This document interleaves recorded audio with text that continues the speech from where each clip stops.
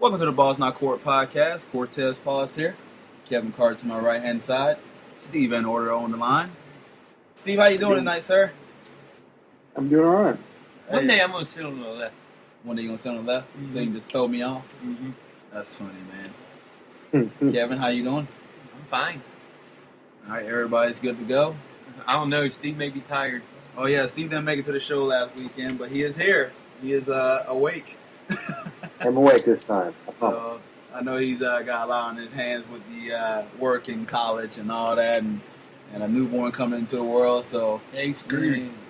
he's got a lot on his plate right now. So for him to take a breather and Sleep now. and join the show Yeah. for a bit is always glad to have Steve on. So Oh, you. dang, Kevin, that's messed up, man. All Okay. right, let's hop into it. We'll discuss. We're gonna start with NFL. We'll start with week 2, and I already know what this answer is gonna be for Kevin, but I'm going to ask him your biggest upset in week 2. Huh? What was your biggest upset in week 2? Miami Dolphins getting whooped. That was fun to watch. Talk a little bit about that game, because I know you said you was kind of going into the game. You wasn't. That was entertaining. It was a good game. You finally saw glimpses of what you saw in the preseason from Blake Bortles. The defense showing up when they needed to show up. It was good signs to see that the team not only progressed from week 1, but seemed to be able to learn some things from week 1 and go out and do it. And plus, nobody thought we beat Miami. Not even the stupid Miami Dolphin fans that came to the game. And for a team that hasn't done shit since 1970s, you would think they've won like 4 straight Super Bowls. Oh, goody. Go ahead, Steve. The phone started You ringing. still All there? right, man. Nah, that's all good. But you saying that there was a lot of For a team that has sucked since the 70s, you would think they have won 4 straight Super Bowls by the way they talk. They're like, oh, well, and then I made it a point to look at the guy and say, in the last 21 years that the Jaguars have been around, who's been to the playoffs more and who probably has a better record? And the guy shut up. And I was like, exactly. I was like, the only thing you can rely on is 1972. And everybody that was a Dolphin fan was probably not even in America in 1972. So I was like, just please shut up. And then he left. He left before the game was over. yes. I was like, I thought you were going to be here all game. Oh, darn it! But I had a blast. That was fun, and hopefully they continue to play like this. That way I can have more fun if I go to games and leave them. Definitely. Your thoughts on the second week there, Steve, and what is your biggest upset that you saw in week 2? Honestly, the Buccaneers beating the Saints. Yeah, that too. They're a bad team. Buccaneers stink. I still think they're the worst team in the NFL, but not as bad as the Saints apparently. Yeah, I didn't. It's sad because you see how good the Saints can be, but where are they right now? And you're letting the Buccaneers just beat you. And that's like my tie with my Lions. You're getting beat by the Vikings. I can't even understand what's going on with my Lions. I thought they were in control for week 1 of the first team they played, and they lose that. I stopped watching the game. I was convinced they were going to win, turn around. My dad's telling me, hey, they're losing. I'm like, are you serious? And then they turn around and lose to the Vikings the following, like, you got to be kidding me. So I'm not too sure what happened, but it's also, as Kevin touched on, refreshing for me to see progression from Mr. Bortles. You see the head spinning, move up in the pocket, boom. I liked it. I like what I saw. I want to see more Denard Robinson. That's just because that's my boy. Well, not this week. But He won't be playing this week. I know he's hurt with a knee injury. Yeah, but hopefully Yeldon will pick it up, and he's been doing good, and that's a good thing. But definitely the most thing that stuck out was have to be the Buccaneers beating the Saints. That's bad. That's bad. It shouldn't happen. Yeah, Tampa's bad. I know Drew Brees got hurt during the game and all too, but Tampa's They're just bad. They're bad. Yeah. As Steve has reiterated, Pimpa's bad. I said it. They were doing the draft. They were an anemic team, and I still believe they are. And I mean, how they beat the Saints is just. I'm still confused by it. Yeah. And watching Mariota come back toward the field during games, everybody shut up that talk real fast. Yeah. It's like, oh, he's growl. Yeah, my upset will be the Baltimore Ravens going 0-2 this week. Playing the Raiders. Derek Carr went off for 350-some yards. The Raiders. And looking pretty solid, man. And I know Cooper had a touchdown and everything like that. So seeing that, I don't know. I know Baltimore's in a rude awakening with the Suggs injury.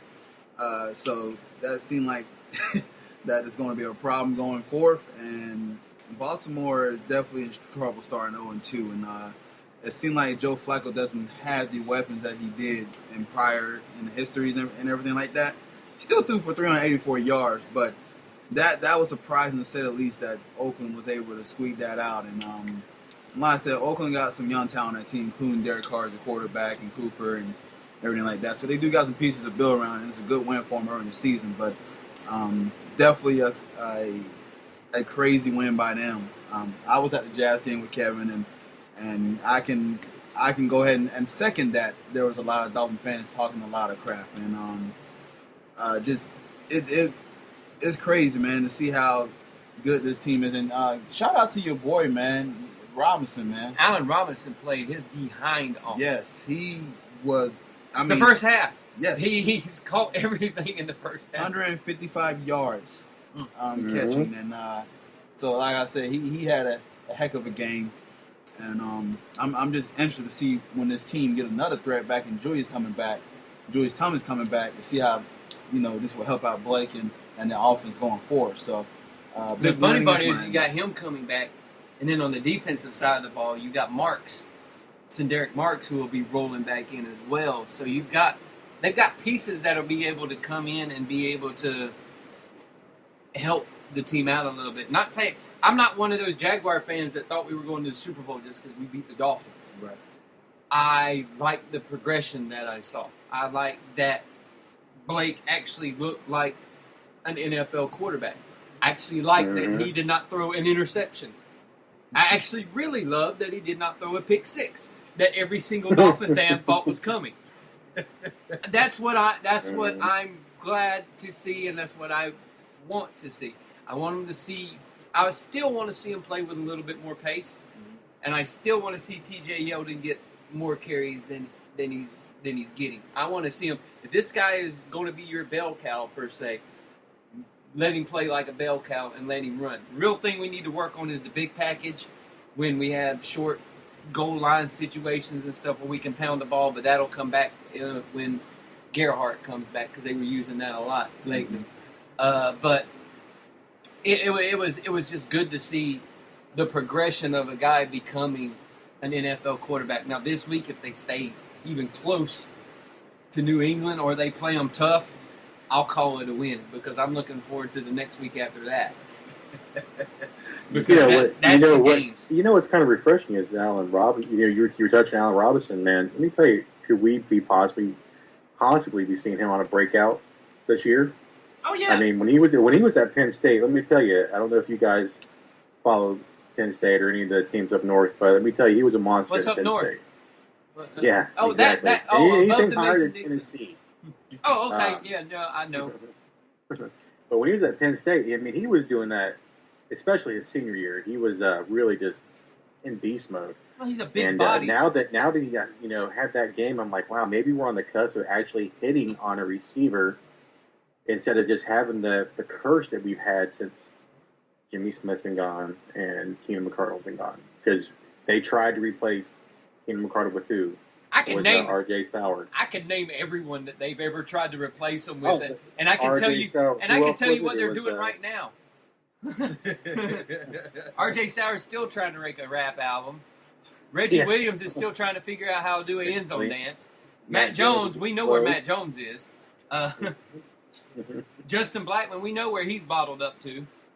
Man, what stinks about Blackman, he was so dang good, man. That kid had enormous talent, and it just really stinks that he just could not put this stuff down and keep his head on. That kid was super talented. Demons kill you. Yeah. Demons kill you. Just look at some of the other guys like Maurice Corrett and all of these guys. Demons kill you. Hell, even he got a hold of Ricky Williams, but hell, he kind of put together to come back for a little bit, So. Yeah, demons will get you. Mm-hmm. All right, let's transition to the next topic and talk about some of the teams that are 0-2, namely the Saints, Texans, the Giants, Lions, Colts, Ravens, Eagles, and Seahawks. We're not one! Oh. But the Giants are. Yes. I want to get your opinion, and I'll have you go first, Steve. Which team is in the most trouble that's 0-2 right now in these list of teams, or even a team I didn't name? I want to say the Eagles. They're in some serious trouble. I like Bradford a lot, but I don't know. I don't think he can put it together. I don't think they have enough talent there. Chip Kelly seems to be auctioning off the farm now with DeMarco Murray down with injury. They're in a lot of trouble. Wow. Yeah, Kiko Alonso went down with them too, so he's out for a couple of games. Yeah, he's out. And another team, believe it or not, I don't really want to say this, but I think maybe the Saints are. Maybe there's more to it than that we're just not seeing. The Saints ain't been right since the year Sean Payton got suspended. They haven't been right since. Yeah. Yeah, the Saints are, just to give you a couple notes on them, the Saints have lost 6 straight home games where they're supposed to have the best home field advantage in the league. This is a team that was dominant at the Dome. And, of course, then, there's been reported that Drew Brees could miss several games with a shoulder injury. So, in a division that was... Well, he said he's going to play. He said he's going to play? Mm-hmm. And so, well, if he's played good. Yeah, good luck with that. But I say this division is still up for grabs. So, I mean, if he plays 500 ball, you still can win this division. But for me, I think the team that I'm really worried about is the Ravens, man. Giving up 37 points on the last-minute drive to the Raiders. With their first game without Terrell Suggs, a little bit of an eye-opener for me. So I'm concerned about them. And like Steve said, the Saints, too, is a big concern because that division is so horrible that they play in that it's still up for grabs. That, as long as Drew Brees doesn't miss any time, they still can compete in this division and still get over 500. Here's my thing about the Ravens. Not saying that they yanked the heart out of them, but say you got sick and they had to take one of your kidneys out. It's going to take you a little while to adapt to having one kidney where you won't be in pain so much, where you won't, and everything in your body won't ache, and then it'll start to build itself back up and it'll start relying on it. Terrell Suggs was their kidney. Terrell Suggs is one of their kidneys. One of their kidneys got taken out. So now they're trying to readjust to life without one of their kidneys, which Terrell Suggs is a big kidney in that defense. I was going to say heart, but I was like, don't take the heart out because then you can't even maneuver without the heart. But without one of your kidneys, you can still kind of go. But it just takes that time to recuperate from it. I think the Ravens will end up recuperating from it.